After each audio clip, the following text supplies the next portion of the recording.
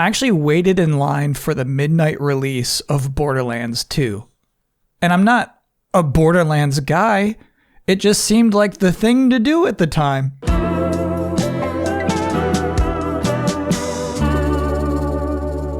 So to kick off this week, I knew I would need an article about how much of a massive failure the Borderlands movie has been so far. Of course, I went to Variety, the most upscale Hollywood news website. But then on that very same website, this headline caught my attention: How Borderlands Failed Gamers Like Me. You'd think it would be kind of a surface level assessment.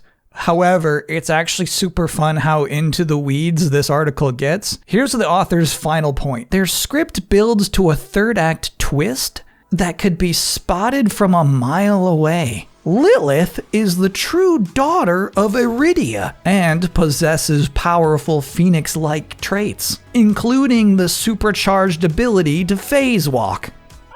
Tail alert! In the game, that phase walk is quite literally the first skill that players can unlock for the character, making this a particularly unsatisfying reveal for anyone who's even slightly familiar with the source material. I am slightly familiar with Borderlands, and I have to say I would not have picked up on that, but here's the final sentence. If the film pays no mind to the players who have purchased over 77 million Borderlands games, then who exactly was this made for? I'll give you Randy Pitchford's answer to that question at the end of this video, but for now, I do want to object to the basis of that point. And I feel like I say this a lot in various different ways. Unit sales do not correlate to a franchise's strength. Meaning that a lot of people can be playing a game. A game can be insanely popular player count-wise, but that doesn't necessarily mean it's a valuable IP.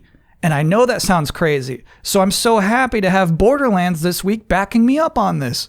Everybody run! Borderlands can sell 77 million different video games across its lifetime, but that doesn't mean it has this deep world that we can't wait to explore and dozens of beloved characters we can't wait to meet for the rest of our lives. People didn't show up to this movie because Borderlands is just a fun game with guns. Consider PlayerUnknown's Battlegrounds, another fun game with guns. Insanely popular game, thriving online community, relatively weak IP. A lot of you probably guessed why I brought that up. This week, Krafton, the publisher behind PlayerUnknown's Battlegrounds, announced that they're reviving Tango Gameworks, rehiring as much of that staff as they can, and are now actively working on a new Hi-Fi Rush game. That's crazy. That's too good to be true. Something must be up.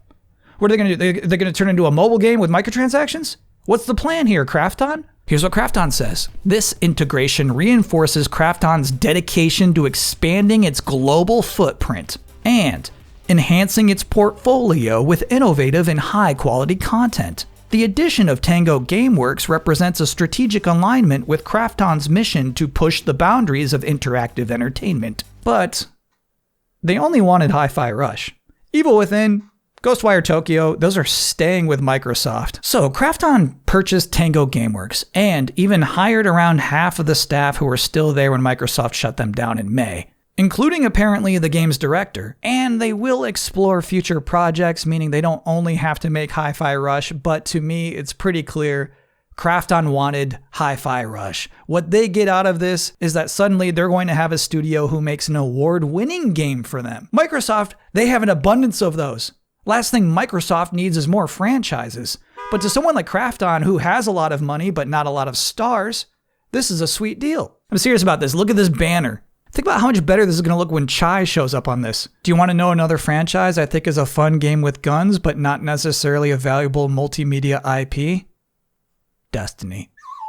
So this happened a couple of weeks ago. Best reporting, of course, from Bloomberg's Jason Schreier. Sony's Bungie faces reckoning after mass layoff. Of the 1,500 employees Bungie had 3 weeks ago, 220 were laid off. They're working to integrate 155 others into Sony Interactive Entertainment, and on top of that, a separate group will spin out a new game company within Sony to continue working on an incubation project codenamed Gummy Bears. Bungie officially referred to that particular project as an action game set in a brand new science fantasy universe, but honestly, I'm more excited about gummy bears. But of course, the advantage to having a Schreier report, in which he did interview 10 Bungie employees, is that you get a little more insight into what actually went wrong. These 2 sentences are kind of the whole article to me. In early 2022, during an era of low interest rates and strong post-COVID sales across the industry, Sony purchased Bungie for $3.6 billion,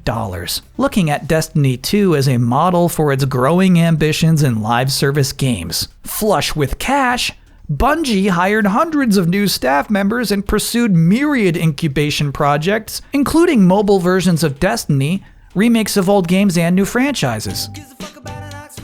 And reading that article and unkind words about Pete Parsons, the CEO of Bungie, and realizing how bad of a CEO he truly is, I remembered this press release they put out when Sony bought Bungie back in 2022. Because yeah, Sony wanted to make 10 live service games, and they were so excited to have the experts in the field teach them how to do it. But here's why Bungie, or rather Pete Parsons, was excited. Like us, Sony believes that game worlds are only the beginning of what our IPs can become. Together, we share a dream of creating and fostering iconic franchises that unite friends around the world, families across generations, and fans across multiple platforms and entertainment mediums. Today, Bungie begins our journey to become a global multimedia entertainment company.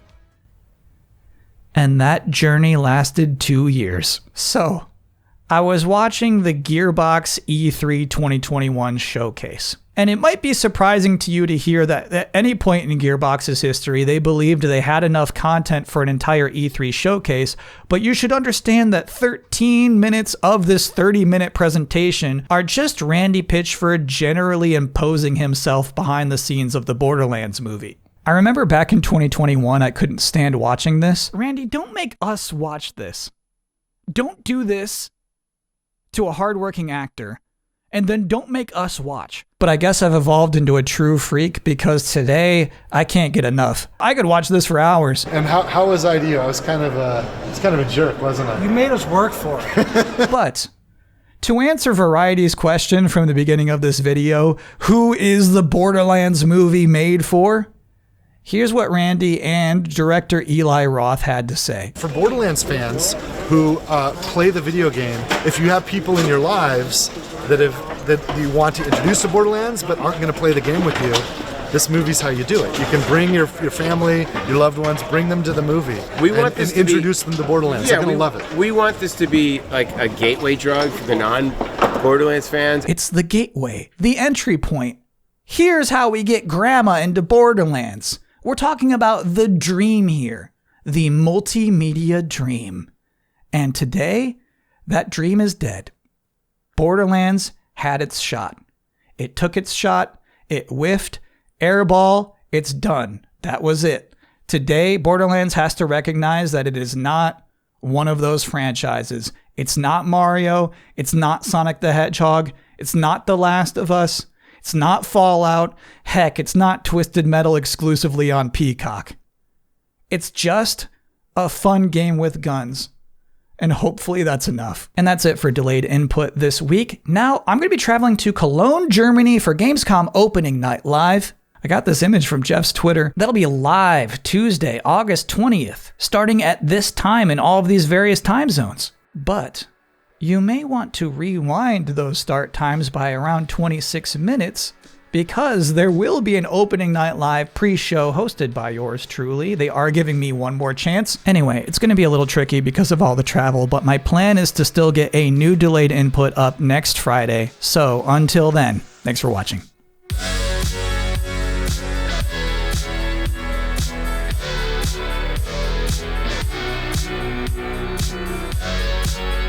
So a weird thing about watching that Gearbox E3 video to me is just how old it all felt. 2021, I guess, officially feels old to me, finally.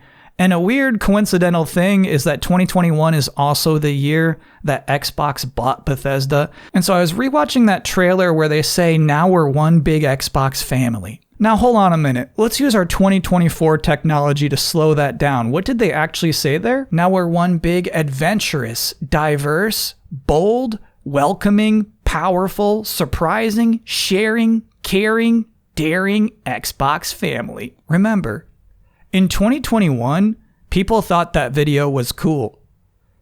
They watched that thing and said, good trailer. Gotta thank GameSpot for uploading that whole trailer to their channel for posterity.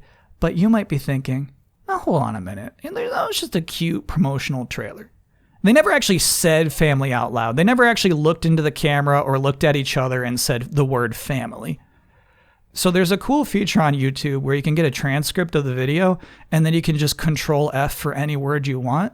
Look at this. We could not be more excited. We've worked with you guys for years. We've been fans for years, but now we're family, and that's a really exciting thing. It does feel like a family. Introduce you to more of our family. Everyone at ZOS is looking forward to being part of the Xbox family. Family of studios. We became part of the family. That might only get worse as we join the Xbox family. Another mobile studio to the family. For the warm welcome to the Xbox family. Join the family. More than just a company, a family. We look forward to join Xbox family. Thank you.